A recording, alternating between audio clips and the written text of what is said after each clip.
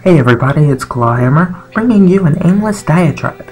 For this, I plan on discussing the relatively recent announcement that Star Wars The Old Republic is going free to play. A little while ago, it was announced that Star Wars The Old Republic, BioWare's recent foray into the MMORPG environment, would be going free to play due to the large drop in subscriptions. Now, this isn't a particularly surprising move.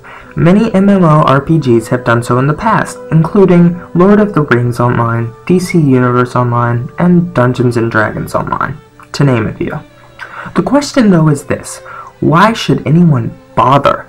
In a sea of MMOs, and free ones at that, why should people care about this particular title?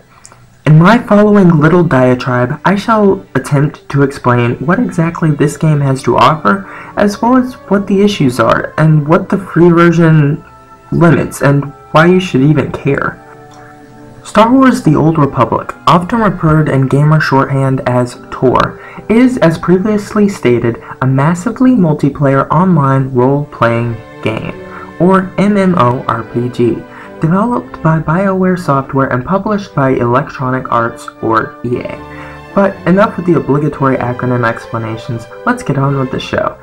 The game is a spiritual successor to a former Star Wars RPG series known as Knights of the Old Republic, or KOTOR, and its sequel, KOTOR 2.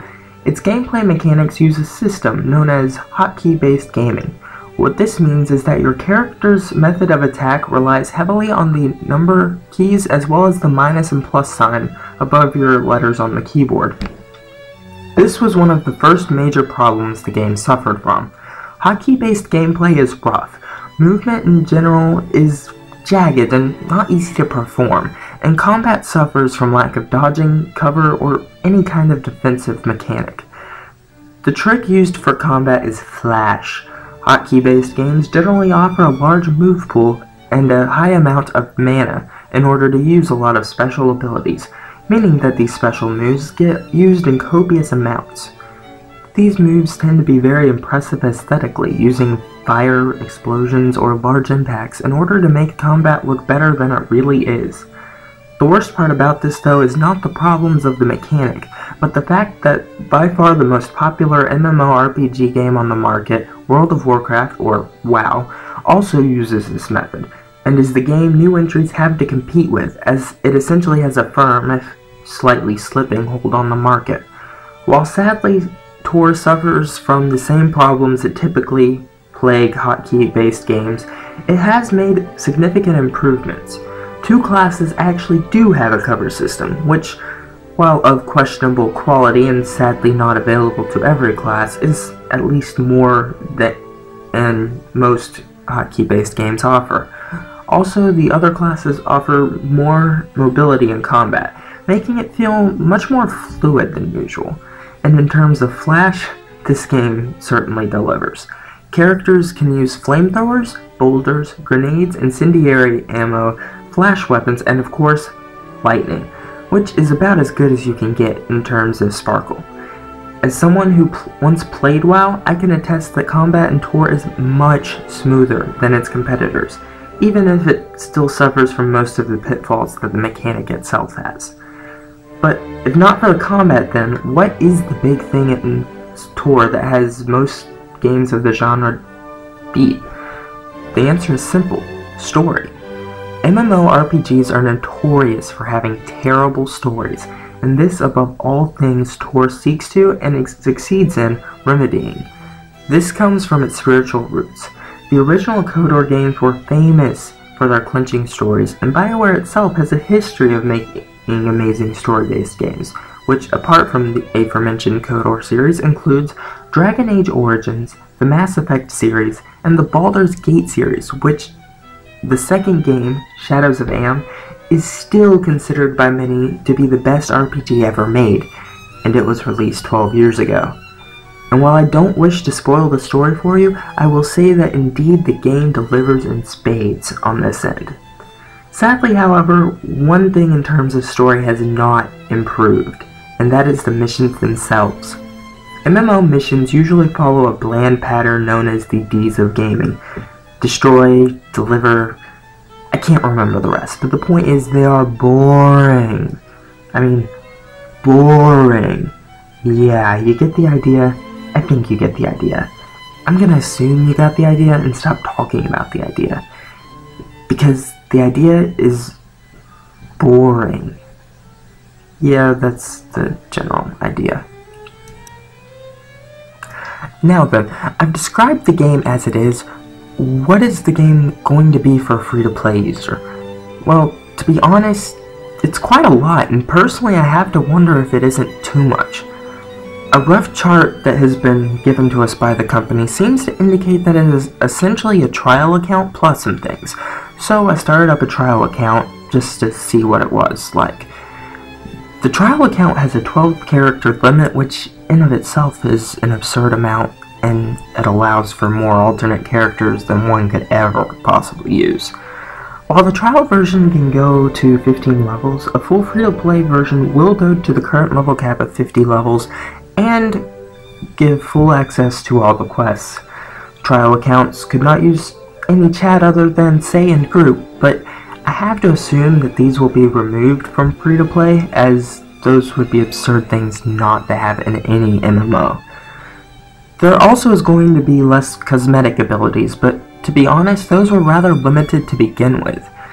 The only limit, in fact, is the amount of times you can run heroics and PvPs per week, and you are also denied access to raids.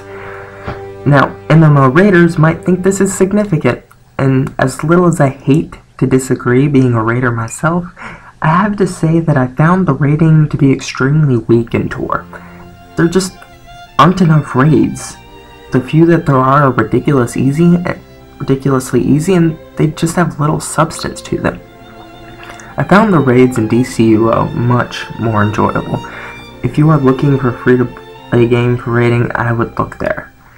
There will probably be other limitations, but BioWare is being extremely mum about what they are and to what degree they will be implemented, which is a shame for people like me who are trying to freaking promote their products, might I add.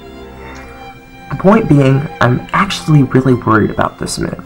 I think there is far too much generosity going on here. There are so many restrictions that they can put on players, and while as a player I'm glad they aren't putting them there, I'm a little worried about the money-making potential here.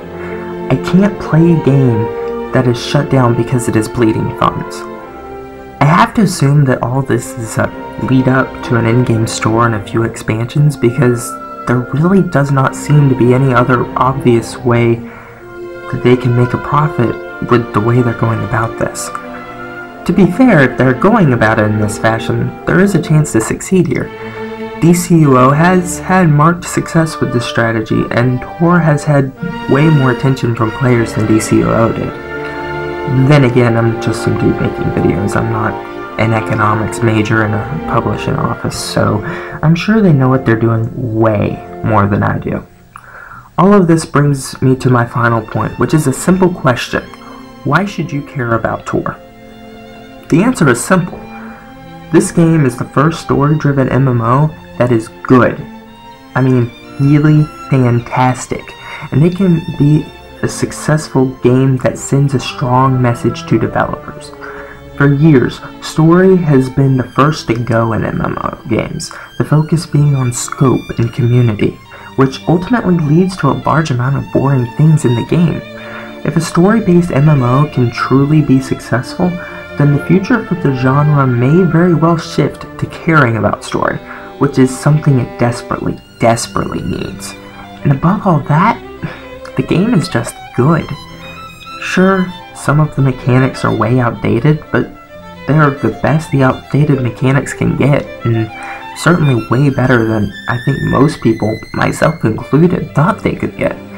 And the game is just gorgeous, so even if you just want a game you can get lost in, this could do it for you. The environments are rich, the characters are beautiful, though they do walk a bit funny. The fighting visuals are stunning.